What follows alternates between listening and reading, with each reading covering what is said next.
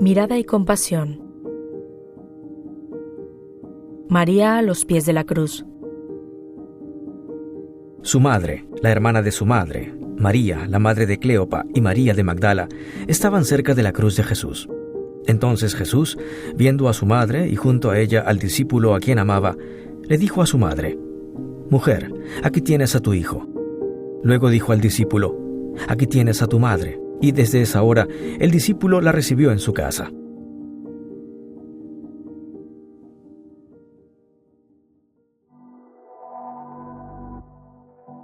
La compasión nos impulsa a no mirar con indiferencia el sufrimiento ajeno, sino a vivir juntos cualquier sentimiento.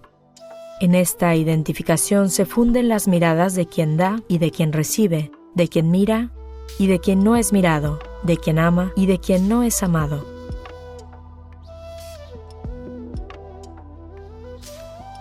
Evoca pues gratuidad, benevolencia y total confianza en los brazos de Dios, que devuelve a la criatura herida por el pecado la capacidad de amar y de sentirse amada. La compasión puede así florecer incluso de una rama rota, un prodigio de amor, un milagro de la caridad.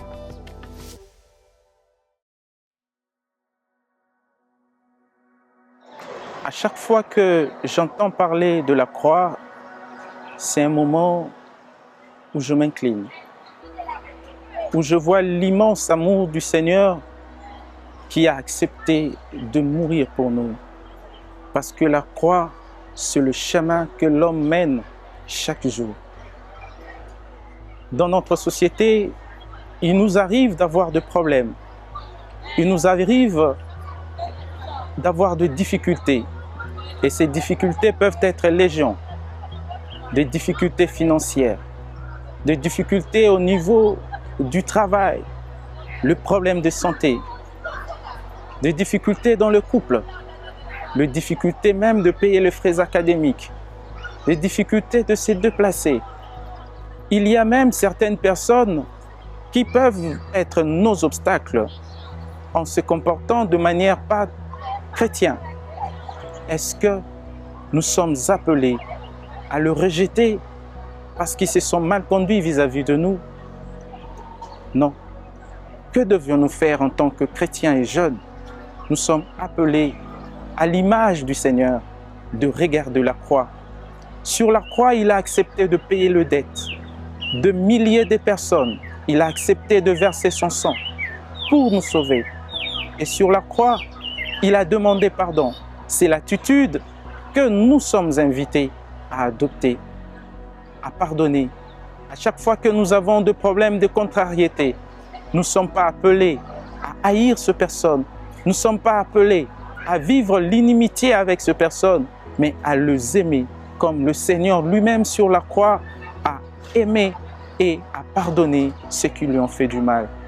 J'ai une expérience de la croix en tant que puissance qui sauve, en tant que puissance qui libère, en tant que puissance qui guérit.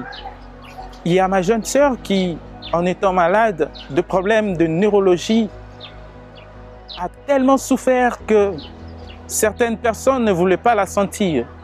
Comme dans la plupart des familles, il y a des personnes, quand vous avez un cas pareil, vous le rejetez.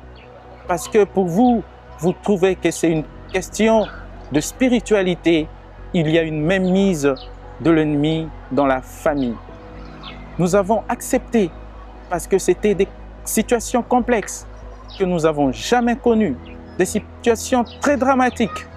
Nous avons accepté et nous avons porté nos prières devant la croix du Christ.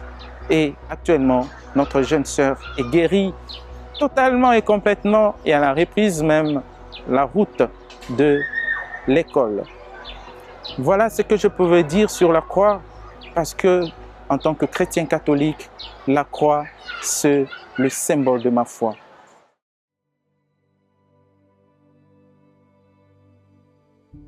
El 30 de octubre tenía que estar en el seminario. Mi modesta indumentaria estaba preparada. Mis familiares estaban felices y yo más que ellos. Solo mi madre estaba pensativa y me envolvía con su mirada. Quería decirme algo y estaba buscando el momento adecuado. la noche antes de la partida, me llamó aparte. Juan, tú has vestido el hábito del sacerdote. Siento todo el consuelo que puede sentir una madre por el éxito de un hijo.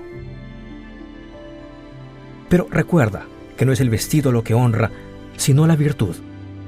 Si algún día tienes dudas sobre tu vocación, por el amor de Dios, no la deshonres. Déjalo de inmediato. Prefiero tener como hijo a un granjero pobre que a un sacerdote descuidado en sus deberes. Cuando naciste te consagré a Nuestra Señora. Cuando empezaste tus estudios, te aconsejé que la quisieras siempre.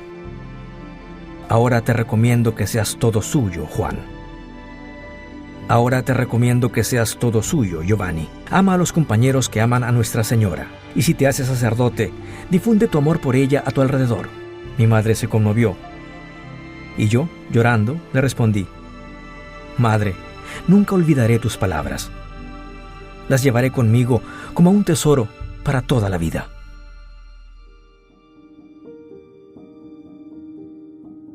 Je vais vous relater une histoire très douloureuse de mon très cher ami Onésime, un ami calme, un ami affectueux, un ami qui n'avait pas de problèmes avec les autres ni les professeurs. Pendant cette période de confinement, nous étions à la maison et on était en train de se poser des questions. Est-ce que nous allons reprendre les études? Est-ce que nous pourrions présenter notre examen d'État, l'équivalent du... Et soudain, un jour, une nouvelle vient et nous entendons que Onésime venait de perdre sa maman. Et alors, on était très triste. Lui aussi était triste. Et alors, on s'est mis à sa place et on s'est mis à se poser des questions. Est-ce qu'il aura le courage de reprendre les études? Il aura le courage de présenter son examen? Est-ce que son père aura le courage encore de payer les frais pour continuer ses études? Alors, on s'est organisé, nous avons cotisé de l'argent, le peu qu'on avait, nous l'avions apporté ça chez lui. Et malgré que nous l'avions apporté de l'argent pour le deuil de sa maman, mais nous l'avions aussi apporté de la joie. Vu qu'il n'avait plus le sourire, nous l'avions apporté la joie et il était en train de... On était là, on jouait, on rigolait. Et après ça, on ne pensait pas qu'il allait revenir les jours de la rentrée à l'école, mais soudain, on l'avait vu là, le matin, il était revenu, il était très joyeux. Et nous aussi, nous étions très contents de le revoir. Et je voulais vous dire que même si nous avons perdu des proches, il ne faut jamais se décourager. La vie continue. Les autres sont là pour nous aider, pour nous assister. Ils sont là pour nous donner la joie, même si on perd des proches qui nous donnent de la joie, mais eux aussi sont là pour nous donner de la joie, les sourires aux lèvres. Merci.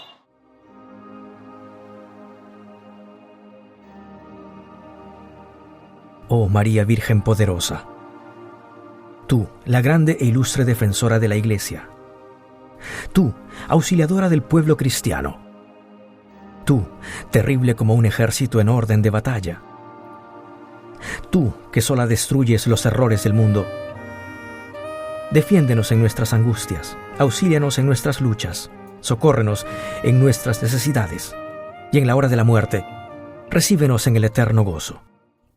Amén.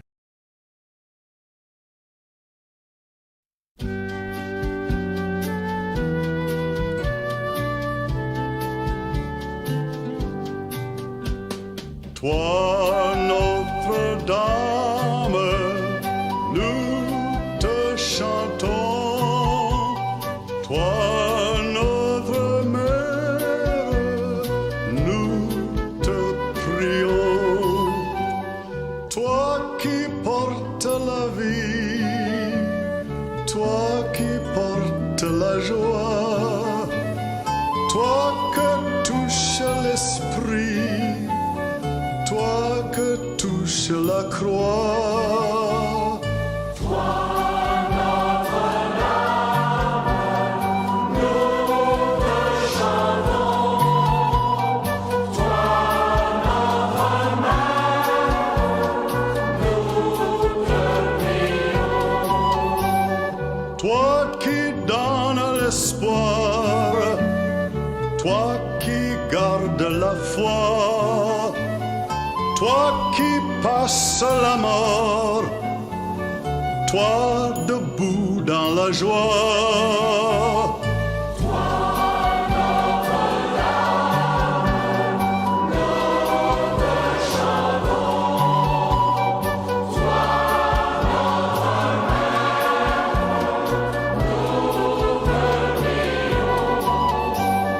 Toi le cœur sur la main, toi la joie pour les yeux, toi le miel